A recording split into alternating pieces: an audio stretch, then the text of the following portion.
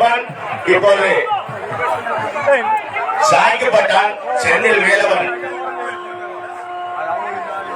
கந்தா என்றால் இந்தா என்று எல்லாவற்றையும் அருள்கின்ற கந்த பெருமானுடைய அவருடைய வீரவாள் வெற்றிவாள் எல்லாவற்றுக்குமே வேலை இல்லாமல் பானுகோபன் என்கின்ற மகத்தான அவன் போர்க்களத்திலே பெரிய ஆள் என்று அவருக்கு செயல்பட்டது. இப்போது சிங்கமுகாசுரன்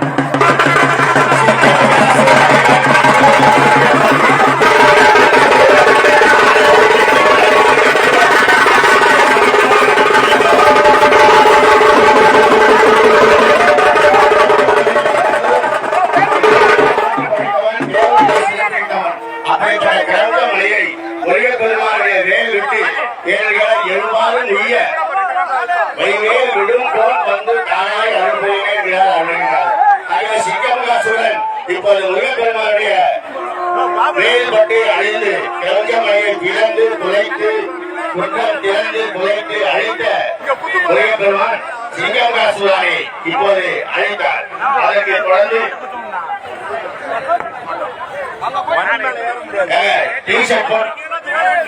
டிஷர்ட் போடுறது கொஞ்சம் தெரியல போட்டோ. அடுத்து கஜமுகாசுரன் இவன் தான் ரொம்ப இப்போ யானையில் முயற்கான். பானுகோபனுடைய வாழ்க்கை முடிந்தது. சிங்கமுகாசுரனுடைய சிங்கமுகம் கொண்டவனுடைய வாழ்க்கை முடிந்தது. அடுத்து வீரர்களும் இங்கே அசுரர்களுக்கும் பயங்கரமான சண்டை நடைபெற்றுக் கொண்டிருக்கிறது. இந்த யுத்தத்தை தத்துவங்கள் எல்லாம் யாரும் ஆரம்பிக்க முன்னே களத்திற்குள்ளே வரக்கூடாது.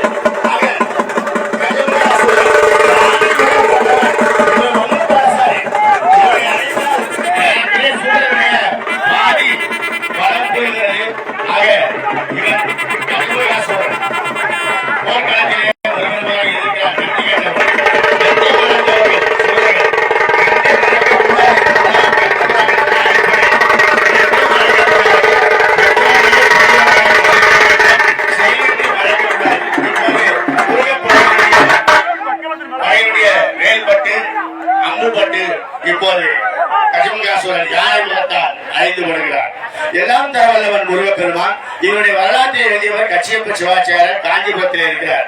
இந்த கந்த புராணத்திலே பாதி களம் நடந்தது மேல்பாறையில. எத்தனை பேர் வள்ளிமலை போயிருக்கீங்க? வள்ளிமலைக்கு பக்கத்தில் இருக்கிற மேல்பாறையில் தான் இந்த கந்த புராணமே நடந்தது. கந்த புராணம் உலகம் பேசுகிறது.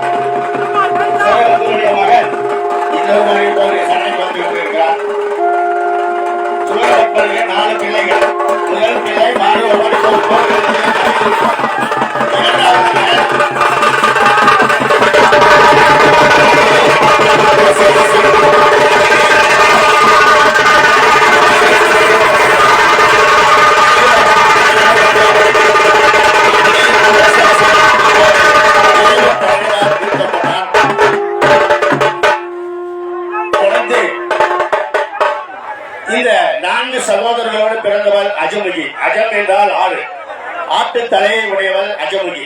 அதாவது 4 யுகங்களில் 4 நேரங்களிலே முதல் ஜாமத்திலே மனித உருவத்திலே தனது மனைவி மாயையுடன் பிறந்ததால் அதாவது மனித முகத்தோடு சிங்கமுகத்தோடு தோன்றுகிறார்.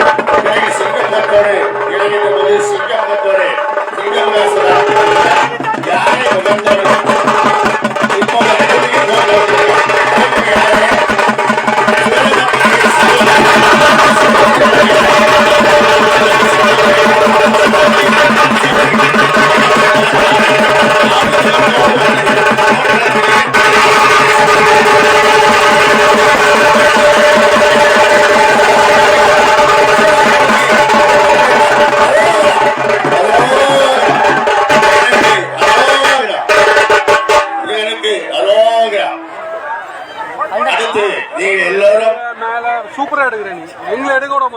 எந்த அசுரனை வீழ்த்த வேண்டும் என்று கந்தசஷ்டி விரதம் மேற்கொள்கிறதோ, எந்த வீரன் அழிய வேண்டும் என்று தேவர்கள் எல்லாம் முருகப்பெருமானத்திலே முறையிட்டார்களோ, அப்படிப்பட்ட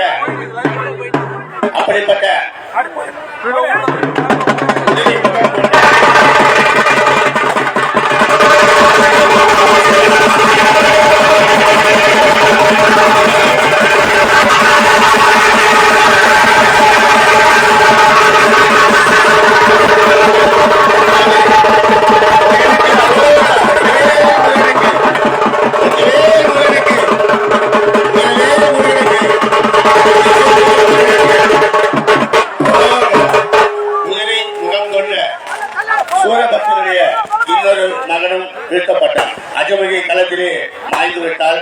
அவனுடைய மூத்த மகன் பானுகோபன் மறைந்து விட்டான். சிங்கமுகாசுரன் அவனுடைய தம்பி அவனும் மறைந்து விட்டான். கஜமுகாசுரன் யானை முகத்தோடு இருந்த கஜமுகாசுரன் மறைந்து விட்டான். மனித முகத்தோடு இன்னும் காத்திருப்பவன் இந்த யுத்தகலத்தினுடைய மிகப்பெரிய துஷ்டத்தனத்தினுடைய உச்சகட்டம், ஆணவத்தின் உச்சகட்டம். ஆகவே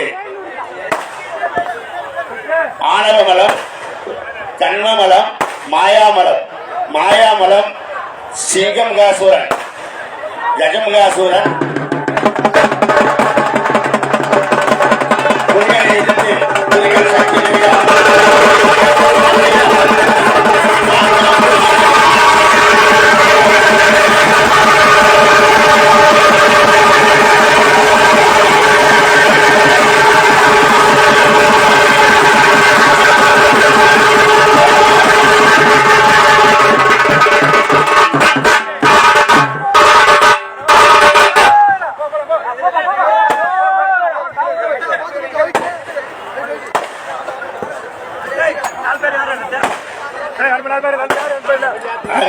அன்பர் பணி செய்து ஆளாக்கிவிட்டால் இன்ப நிலை தானாய் வந்து எய்தும் பராபரமே என்றார் தாய்மார்.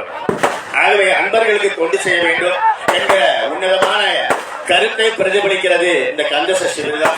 திருச்செந்தூர்ல இப்போ 4:30 மணிக்கு ஆரம்பிச்சது, 8 மணி வரைக்கும் திருச்செந்தூர் கடல ஓரத்திலே செந்தில்நாதன் அரசாங்கம். இங்கே கோட்டை மைதானம் முழுக்க பக்தர்கள் வெள்ளம். சூரனை அழிக்கின்ற முருகப்பெருமானுடைய அந்த அற்புதமான காட்சியை காண்பதற்கு கண்கோடி வேண்டும். எல்லோரும் முருகா முருகா அசுரன் அவருடைய சந்தைக்கு என்று கூப்பிடுகிற மாதிரி முருகனிடத்திலே வரம் வாங்கினான். முருகனுடைய தந்தை வரம் கொடுத்தான். ஆனால் ஆணவத்தின் உச்சியிலே இருக்கின்ற சூரபத்மனை இப்போது சரியான பாடம் கிடைக்கிறது. உள்ளே வருகிறார்.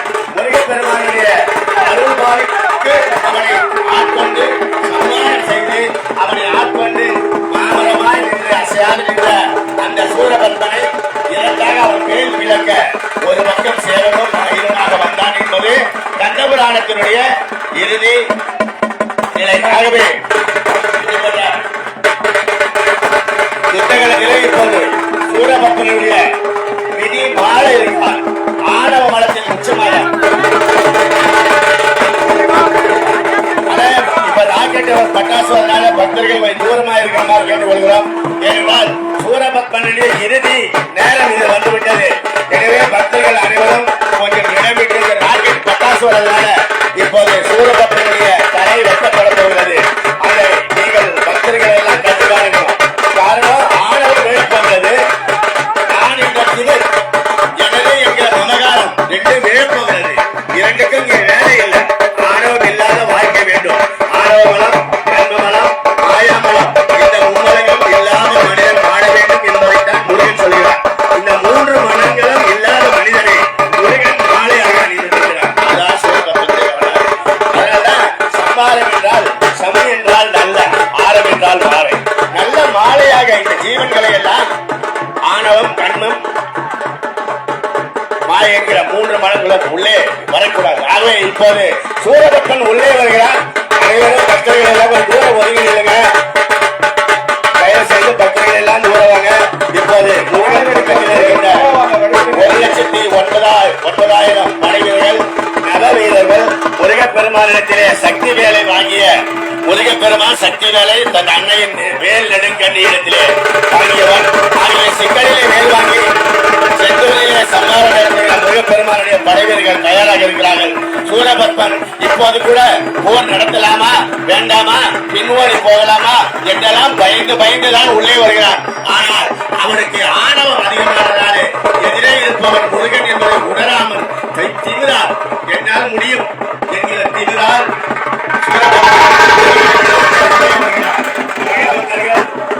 தயவு செய்து அருகில் உள்ளே வராமல் அவர்களுக்கு வழிபடுமாறு கேட்டுள்ளோம். நல வீரர்கள் தேவாதி தேவர்கள் எல்லாம் இப்போது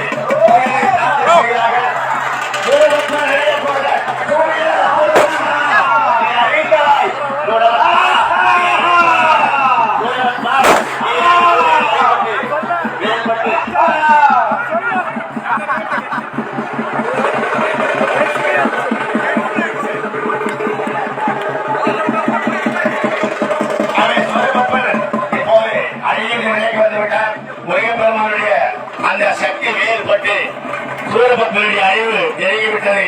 இப்போது பக்தர்கள் கொஞ்சம் கொஞ்சமாக உணர இருக்கின்ற ஒரு நேரம். முருகா கந்தனுக்கு அரோகரா, அரோகரா, முருகனுக்கு சாய்வரை முருகனுக்கு அப்பனுக்கு பாட சொன்ன சிற்பனுக்கு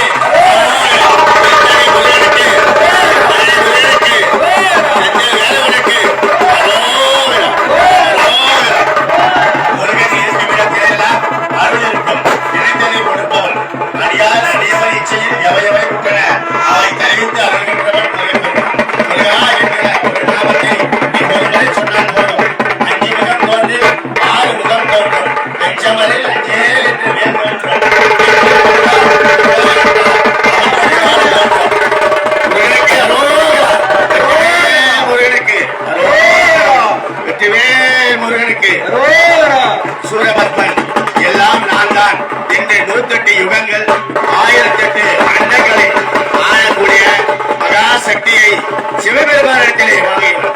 ஆனால் வரம் கொடுத்தவருடைய மகனிடத்திலே போர் செய்ய துணிச்சலாக ஆணவத்தின் உச்சத்தில் நின்று போரிட வந்து விட்டார். ஆணை கெட்டவனே என்றெல்லாம் கூட தேவர்களே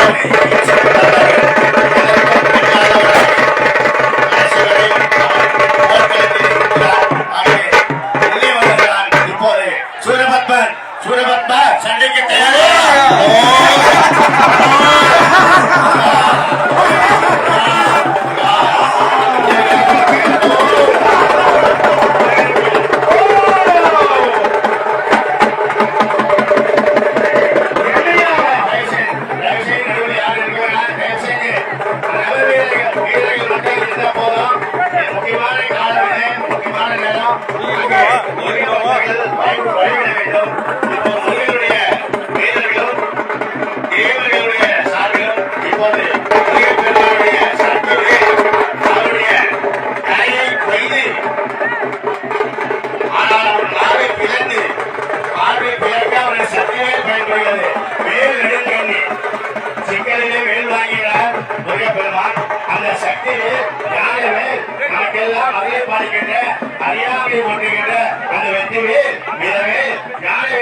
சக்திவேல் இப்போது புறப்பட்டு சூரபத்மனை நானா நீயா என்று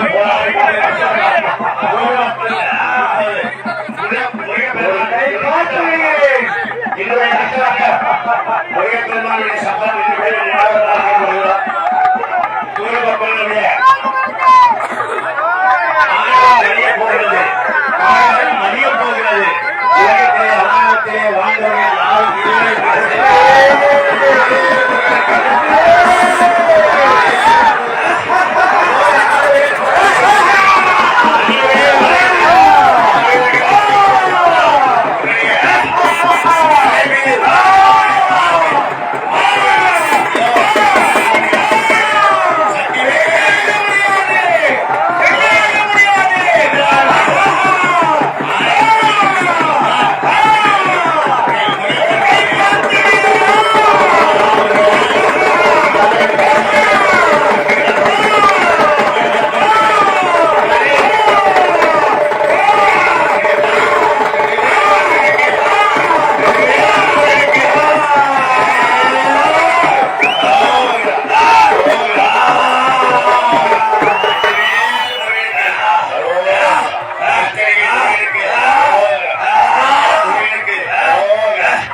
இப்போது சூரனுடைய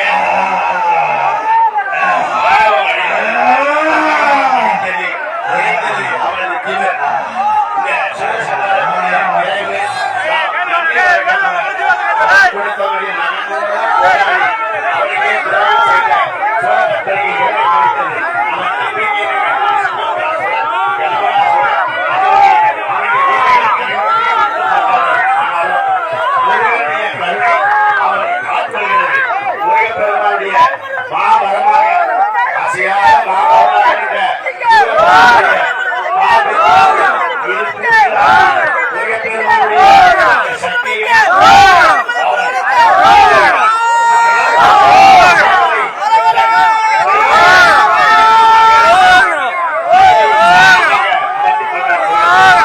இழை கொடுத்தது.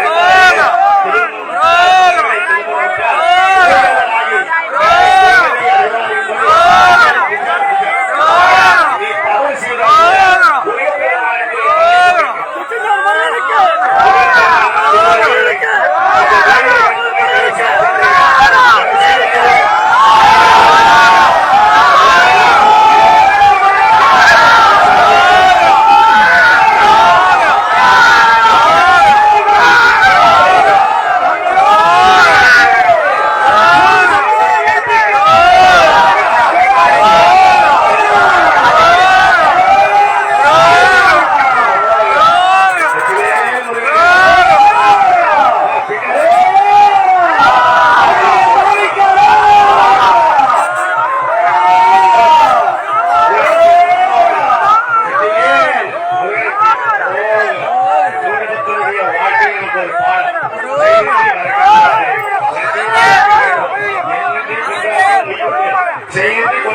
நம்பிக்கையை உலகத்திற்கு உணர்த்திய உன்னதமான